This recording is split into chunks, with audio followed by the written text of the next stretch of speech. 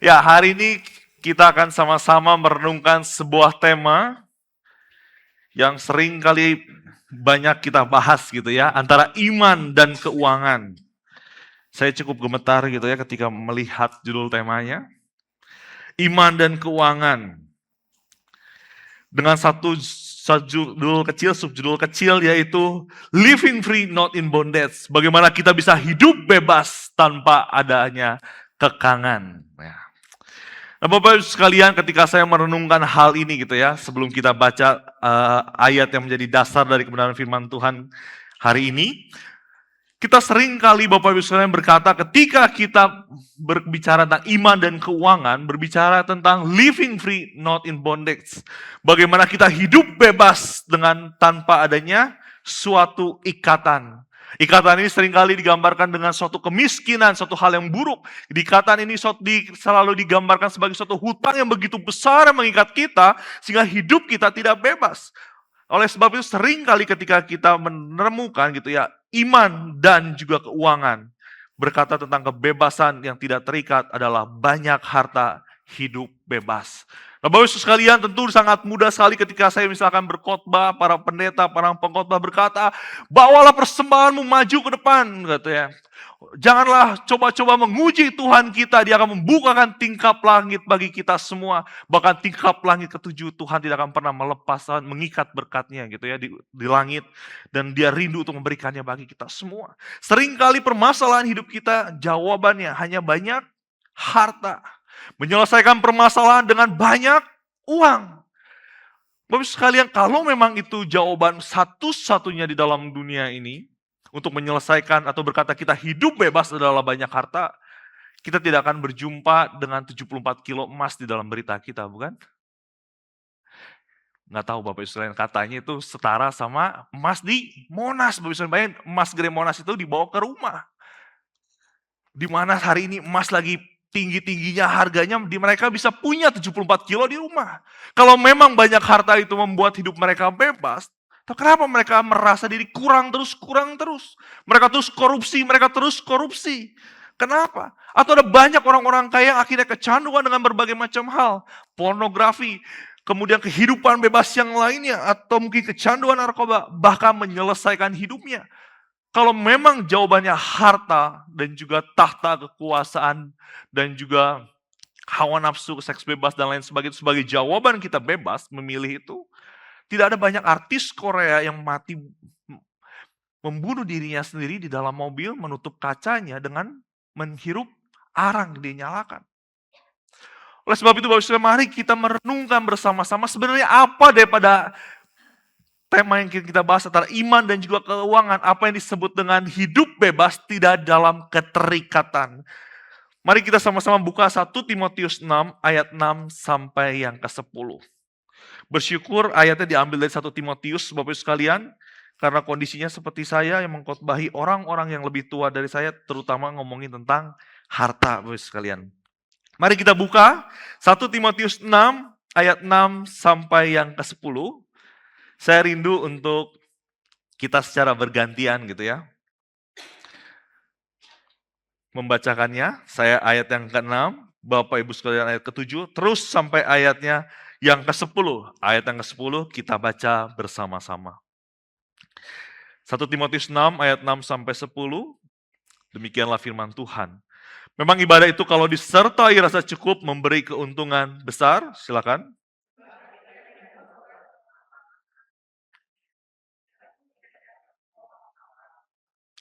Asal ada makanan dan pakaian, cukuplah.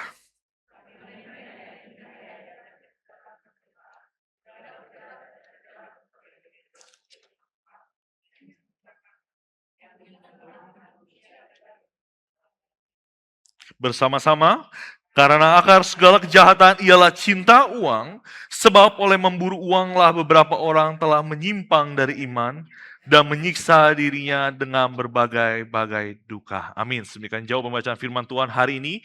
Nah, Bapak Ibu sekalian, saya perlu disclaimer dulu terlebih dahulu ya. Apalagi ngomongin uang, ngomongin harta yang banyak dan lain sebagainya. Disclaimer dulu Bapak Ibu sekalian. Ketika saya menggumulkan hal ini, cinta uang itu tidak sama dengan kondisi kaya atau kondisi berlimpah. Itu harus ada kita ingat baik-baik. Allah kita adalah bukan Allah yang membenci orang-orang kaya, tapi bagaimana Allah itu membenci sikap hati kita yang mencintai uang. Bapak sekalian, kalau memang Tuhan itu membenci orang kaya, kita tidak akan pernah berjumpa dengan tokoh-tokoh Alkitab seperti Abraham. Abraham ini kaya raya, Bapak sekalian. Dia punya pasukan sendiri pada saat itu. Kemudian Ayub, Bapak sekalian, kita tahu dia kaya raya, dia sangat terkenal di daerah Timur Tengah kuno itu. Kemudian segala sesuatunya dia habis oleh karena iblis mencobai dia.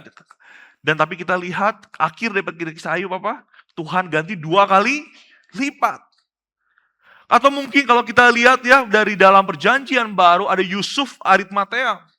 Dia adalah orang yang sangat dipandang, orang yang kaya waktu itu. Tapi dia dipakai Tuhan untuk melakukan berbagai macam pelayanan. Terutama ada banyak juga orang-orang kaya lain di dalam perjanjian baru yang dipakai oleh Allah untuk melayani Tuhan. Nah Bapak sekalian, semakin kaya, itu bukan berarti dia semakin cinta uang. Tapi semakin kaya, kita akan melihat sebagai suatu hal yang baik, yaitu semakin banyak sumber daya yang dia miliki. Tetapi ketika dia punya sumber daya yang dia miliki semakin besar, berarti ada tanggung jawab yang semakin besar. Ini sama seperti kata daripada Uncle Ben, Bapak sekalian, Uncle Ben, paman Ben gitu di Spider-Man, dia bilang apa? Ketika engkau punya kekuatan yang besar, maka datanglah tanggung jawab yang besar. Dalam bahasa Inggris dia bilang, with great power comes great responsibility. Oleh sebab itu Bapak Ibu Saudara sekalian, ketika kita berkata tentang kondisi kaya, itu berarti dia punya sumber daya yang besar, ada tanggung jawab yang besar. Sehingga dia bisa dipakai oleh Tuhan untuk semakin memperluas kerajaannya, ada tanggung jawab yang besar. Jadi Bapak Ibu sekalian, kaya itu bukan berarti dia cinta uang, tapi yang dipermasalahkan hari ini, Bapak Ibu sekalian, di hadapan Tuhan adalah sikap hati kita yang mencintai uang. Nah Bapak Ibu sekalian, seringkali hari-hari ini ya Bapak Ibu sekalian, kita itu memperbudak diri kita dengan berkata bahwa kita itu tidak cukup di dalam Kristus. Kita tidak memposisikan Kristus sebagai penguasa hati kita. Bagaimana kita memperbudak diri kita hari ini? Bapak sekalian, hari ini diperbudak itu bukan berarti kita punya tuan. Dulu misalkan seperti bangsa Mesir, memperbudak bangsa Israel, dipecut, di segala macam, ada aturannya, ada rasa takut, ada rasa disiplin yang harus ditegakkan dan lain sebagainya. Hari ini kita nggak melakukan hal itu, bukan? Tidak ada lagi negara yang menjajah suatu negara dan lain sebagainya. Tidak ada perbudakan yang seperti itu yang secara fisikal terjadi di dalam dunia ini. Tapi salah satu daripada filsuf Korea, Bapak Ibu sekalian, namanya Byung-Chul Han. Di dalam bukunya Psikopolitik dia berkata, bahwa hari ini penindasan itu tidak melalui suatu pemerintahan lewat larangan yang ada. Ada atasan, hukuman, disiplin, dan rasa takut, tetapi dengan rasa kurang cukup. Menarik bukan Bapak Ibu sekalian bahwa kita itu diperbudak oleh rasa kurang cukup, kata filsuf Korea ini. Nah, Bapak Ibu sekalian, budak modern itu tidak berarti memiliki atasan, tetapi kita menjadi budak sekaligus. Jadi Bapak Ibu sekalian, perbudakan modern hari ini itu adalah ketika kita sebagai budak diperbudak oleh diri kita sendiri. Tuannya siapa? Diri kita sendiri. Dengan cara apa Bapak Ibu sekalian? Dengan cara harusnya Bapak Ibu sekalian dulu kita bekerja itu dengan satu hal, kamu harus bekerja. Tetapi hari ini diganti dengan kita adalah suatu proyek yang harus produktif terus. Jadi gini Bapak Ibu sekalian, ketika kita hidup di dalam dunia ini seringkali akhir-akhir ini kita bilang, oh saya yang kurang kerja, saya yang kurang produktif setiap harinya, kita yang kurang menghasilkan sesuatu. Sehingga bukan lagi kita diperbudak oleh sesuatu di atas kita, tetapi kita diri sendiri. Kita itu, Bapak Ibu sekalian merasakan kita tidak bisa menyalahkan sistem yang salah, bukan sistemnya yang salah, tetapi sayanya yang salah. Kita mungkin hari ini belum cukup sukses, belum cukup sehat, belum cukup stabil, atau belum cukup kaya. Sehingga terus Bapak Ibu sekalian kita dihantui oleh rasa kurang itu, sehingga terus hari ini kita bekerja lebih daripada seharusnya, bukan? Dulu mungkin gitu ya atasan kita bilang, Kamu tuh harusnya kerjanya 16 jam sehari gitu ya, dari pagi, sore, sampai malam. Kalau hari ini ada undang-undang tenaga kerjaan, kita bisa lapor gitu ya, dianggap penindasan. Tapi Bapak Ibu coba bayangkan dan renungkan, ketika kita pulang ke rumah, kita buka laptop kita tetap bekerja selama itu, adakah yang nyuruh? Atau ngerasa ternyata, kayaknya aku kurang produktif deh hari ini. Kayaknya hari ini aku tidak memanfaatkan dengan baik. Kita sebenarnya sadar tidak sadar, kita itu dihantui oleh rasa tidak cukup setiap harinya. Kita tidak diperbudak lagi dengan atasan kita, tapi kita diperbudak oleh diri kita sendiri. Itu kata filsuf daripada Byung-Chul Han. Nah, maksudnya ketika merenungkan hal ini dan kemudian ada satu hal yang harusnya kita sadari bahwa hari ini kita sehingga menghasilkan krisis identitas dan jebakan status.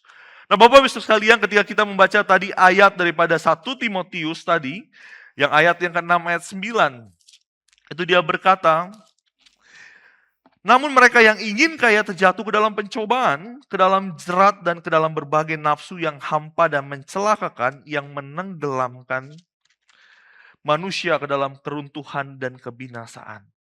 Nah, Bapak Ibu sekalian, ketika kita merasa tidak cukup, sebenarnya ada permasalahan di dalam diri kita, di dalam hati kita. Ada satu krisis identitas, atau kita terjebak di dalam suatu status yang seharusnya kita hidupi, tapi kita tidak hidupi. Bapak Ibu sekalian, identitas kita itu dinilai bukan karena apa yang kita punya, tetapi bagaimana kita dikasihi oleh Tuhan. Oleh seringkali kita terjebak di dalam status kita, kita kurang tinggi status kita. Padahal kita lihat bahwa status kita adalah suatu hal yang berharga, kita harusnya cukup dengan itu. Bahwa kita telah dibayar oleh darah yang mahal, oleh kematian Yesus Kristus. Kita sering kali kita bekerja keras, merasa tidak cukup. Kenapa? Bukan karena kita memuliakan Tuhan, tetapi karena validasi orang lain. Bapak Ibu sekalian, seringkali kita rindu untuk divalidasi. Wah, kamu hebat, kamu luar biasa. Ketika apa? Kita menunjukkan saldo rekening kita. Hari ini banyak tren-tren. Lihat dong rekening saldomu berapa. Atau anak-anak muda hari ini ya Bapak Ibu sekalian, ditanya, apa warna McLarenmu gitu ya. McLaren itu salah satu mobil sport yang harganya MM-an Bapak Ibu sekalian. Atau mungkin yang sering kali dipertanyakan ya, kita pakai merek apa, jabatan tertentu kita di dalam dunia ini. Sering kali kita menaruh identitas kita di dalam hal-hal tersebut. Sehingga kita sebenarnya diperbudak oleh rasa tidak cukup. Terus-terusan setiap harinya kita dilalui dengan hal lain seperti itu. Membuat kita mungkin kelelahan dan burnout dan lain sebagainya. Dan hal tersebut ditingkatkan oleh ini Bapak Ibu sekalian. Terperangkap di dalam membandingkan diri. Sosial media Bapak Ibu sekalian seberapa jauh gitu ya. Setiap hari kita buka Instagram kita, TikTok, kemudian WhatsApp story, bagaimana mungkin di jam-jam kantor dia bisa main padel gitu ya. Di jam-jam kantor dia bisa jalan-jalan. Kita seringkali iri bukannya, wah hebat juga ya. Bisa makan di tempat itu dan lain sebagainya. Kita seringkali membandingkan diri kita Bapak Ibu sekalian. Oleh sebab itu seringkali ketika kita membuka sosial media kita membandingkan diri kita sehingga hati kita merasa tidak cukup. Kenapa orang lain di umur yang segini bisa mencapai titik ini sedangkan saya sama.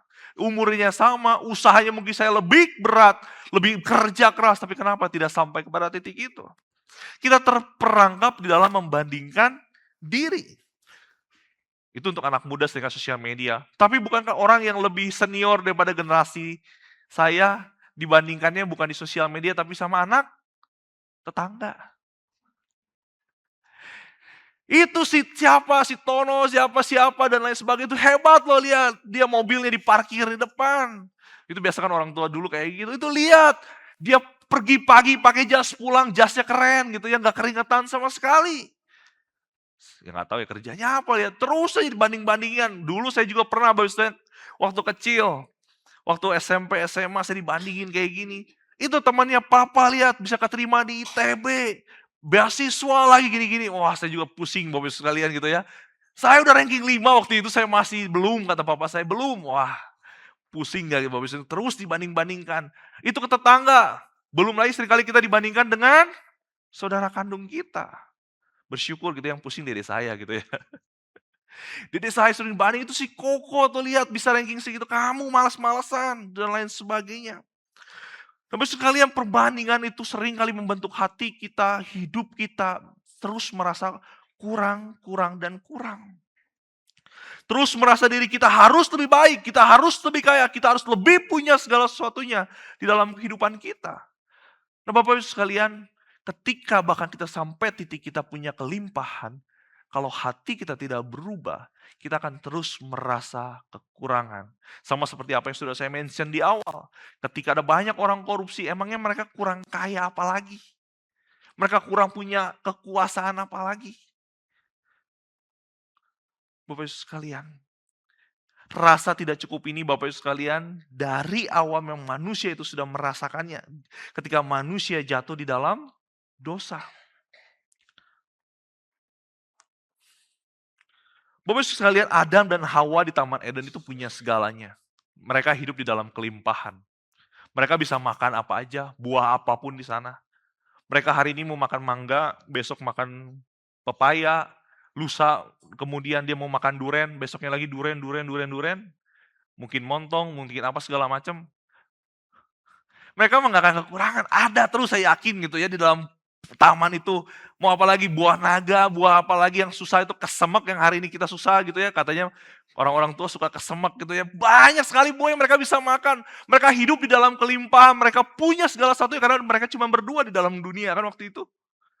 Dunia milik mereka. Tapi Bapak Ibu sekalian, ketika iblis itu, setan itu menggoda, kamu itu belum cukup loh. Kamu itu kekurangan. Harusnya hidupmu sama seperti Allah. Tahu mana yang baik, tahu mana yang jahat. Kamu tuh kurang. Akhirnya apa? Adam dan Hawa mengambil buah pengetahuan yang baik dan jahat itu, berdosa di hadapan Allah. Bapak Ibu sekalian, sehingga apa? Ketika kita merasa diri kurang, itu akhirnya ketika manusia jatuh dalam dosa, mereka hidupnya bukannya bebas, mereka merasa punya pilihan di dalam kelimpahannya. Mereka malah terkurung di dalam dosa, terikat di dalam dosa. Sehingga apa yang kata Paulus bilang katakan bahwa aku selalu melakukan apa yang jahat di hadapan Tuhan. Pada waktu itu mereka ada di dalam kelimpahan, mereka ada di dalam semua yang mereka miliki, bisa mereka miliki. Tapi ketika hati mereka rasanya kurang, mereka tidak sama seperti Allah, mereka melakukan apa yang jahat di hadapan Tuhan. Mereka memperbudak diri dengan rasa tidak cukup. Mereka merasa pimpinan Tuhan itu kurang. Makanya mereka harus lebih jauh daripada Tuhan. Nah bersyukur Bapak Ibu sekalian, kematian Kristus itu membebaskan kita. Ketika Kristus mati di atas kayu salib menyelesaikan permasalahan dosa, ketika kita menempatkan Kristus di tempat yang tepat di dalam hati kita, kita bebas hari ini Bapak Ibu sekalian. Kita bebas daripada roh-roh perbudakan apapun.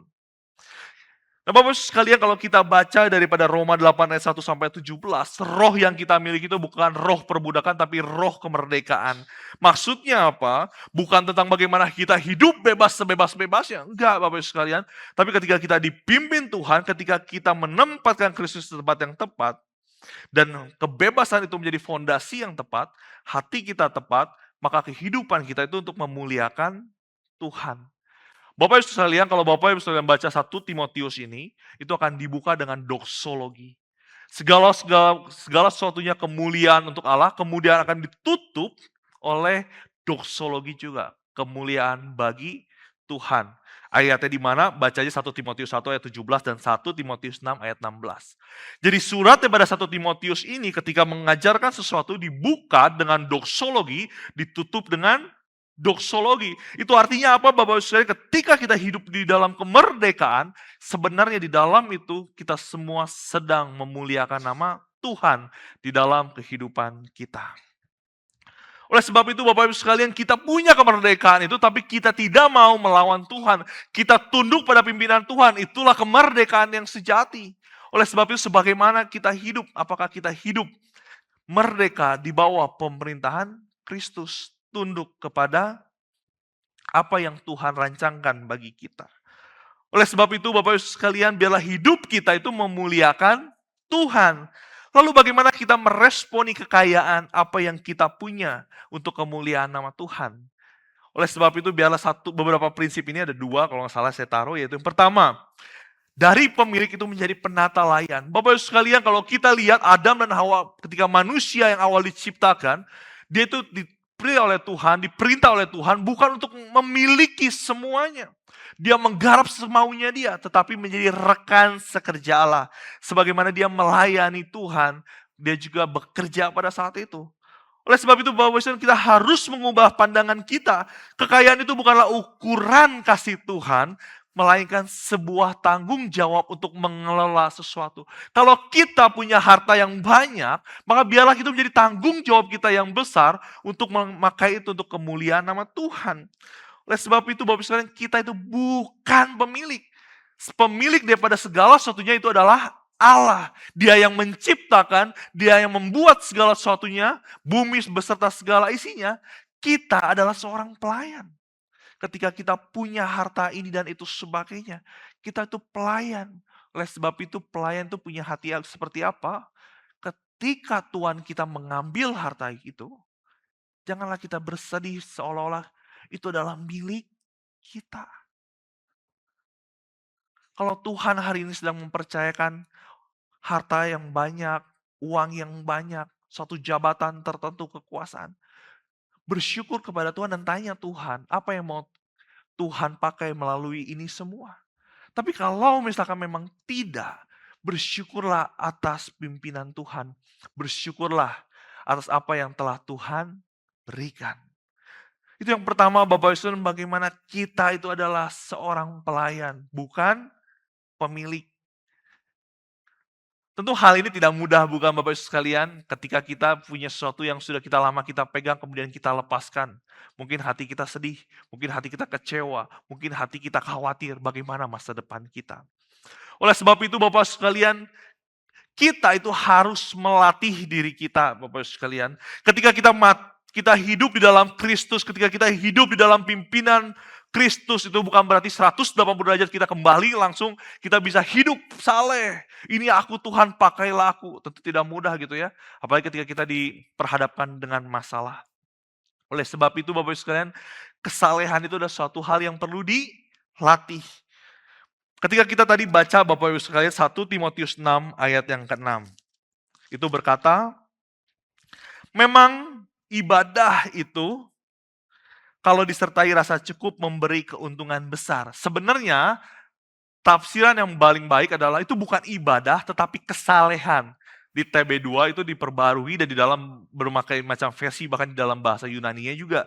Sebenarnya itu bukan cuma berkata ibadah tetapi bagaimana kan ibadah itu adalah mempersembahkan rohmu hidupmu yang kudus dan berkenan di Roma 12 ayat 1 sehingga hidup kita itu adalah persembahan, penyembahan, ibadah gitu ya.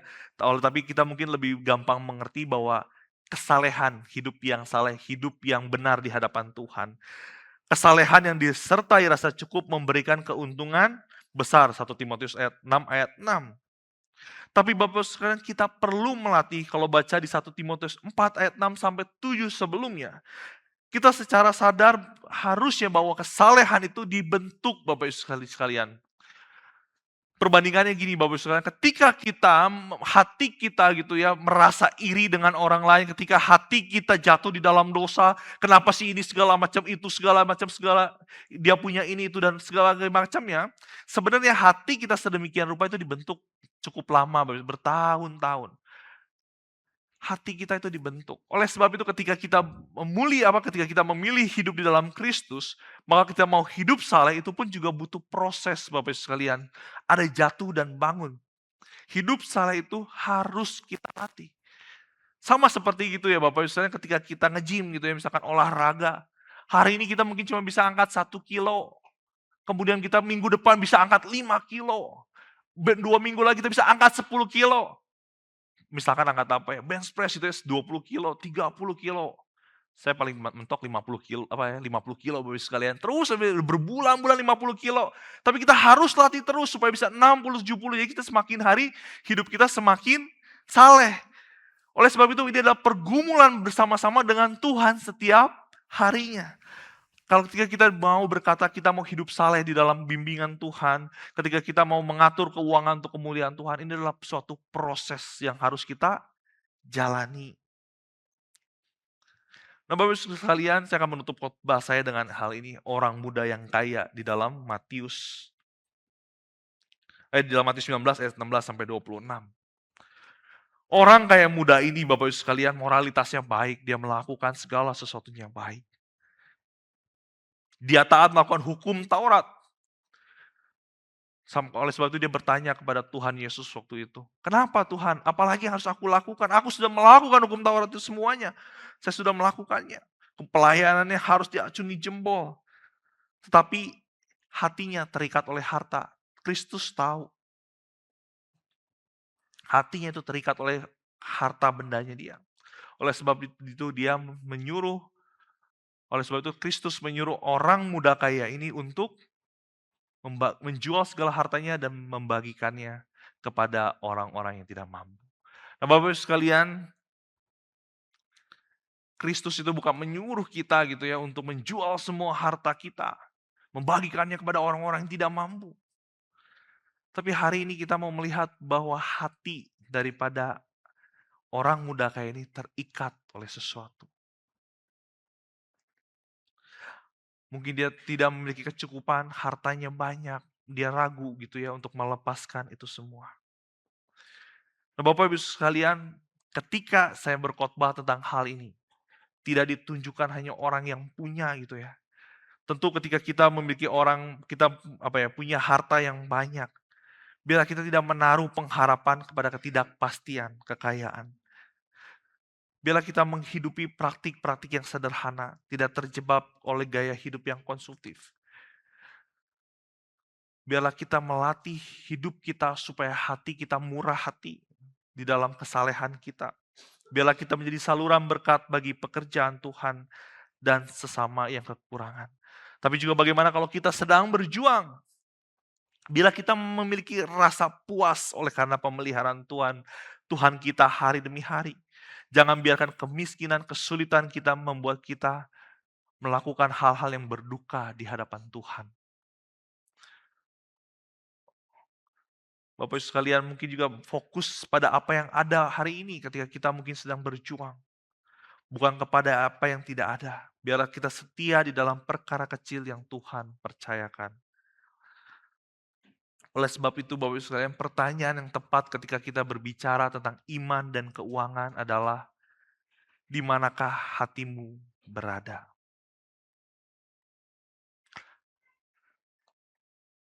Apakah ketika kita bekerja, berusaha, memiliki harta yang banyak, itu untuk kemuliaan Allah atau kemuliaan diri? Apakah ketika kita berusaha hari demi hari, itu untuk keperluasan kerajaan Allah, untuk keperluan pekerjaan Allah, atau hanya untuk ambisi diri? Bapak Ibu sekalian, jangan sampai masa depan kita hancur, keluarga kita hancur, relasi kita, hidup kita hancur, karena hati kita tidak berada di tempat yang tepat.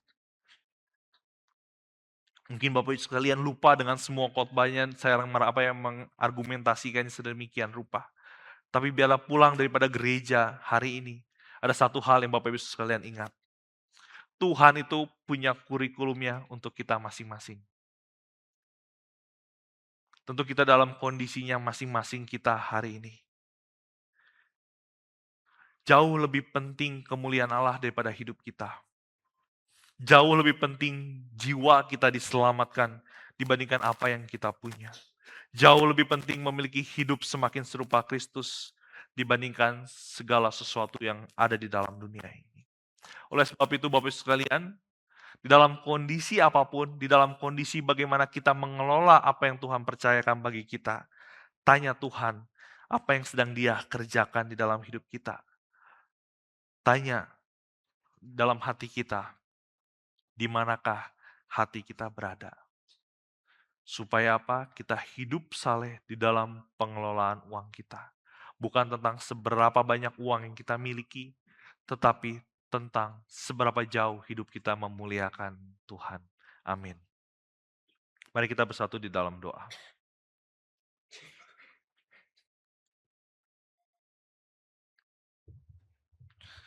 Tuhan, kami bersyukur untuk setiap apa yang telah Engkau berikan bagi kami. Di dalam kondisi kami apapun, sedang berada di kelimpahan ataupun di dalam kekurangan, di dalam banyak pergumulan ataupun sedang mengucap syukur atas segala hal yang telah Engkau izinkan terjadi, hal-hal baik yang telah Engkau berikan bagi kami. Tapi biarlah hati kami tertuju untuk kemuliaan nama Tuhan. Sebab kami tahu bahwa hidup di dalam dunia ini bukan tentang kami, tetapi tentang kemuliaan nama Tuhan. Dan bahkan ketika kebenaran firman Tuhan berkata, ketika kami mungkin bisa lenyap, tapi biarlah namamu yang diharumkan, yang termasyur di dalam dunia ini. Itu jauh lebih penting daripada apa yang kami punya. Ketika kami mungkin bergumul dengan berbagai macam pergumulan di dalam kekurangan kami, biarlah hati kami menempatkan posisi hati kami dengan tepat dan bertanya, apa yang sedang kau kerjakan di dalam kehidupan kami? Ampunilah kami ketika kami khawatir, ampunilah kami ketika kami takut dan kegentar menghadapi masa depan yang tidak pasti, tapi kami yakin dan percaya kepastian itu ada di dalam tangan Engkau. Ini doa kami, demi Yesus Kristus kami berdoa dan mengucap syukur. Amin. Terima kasih, Tuhan Yesus memberkati.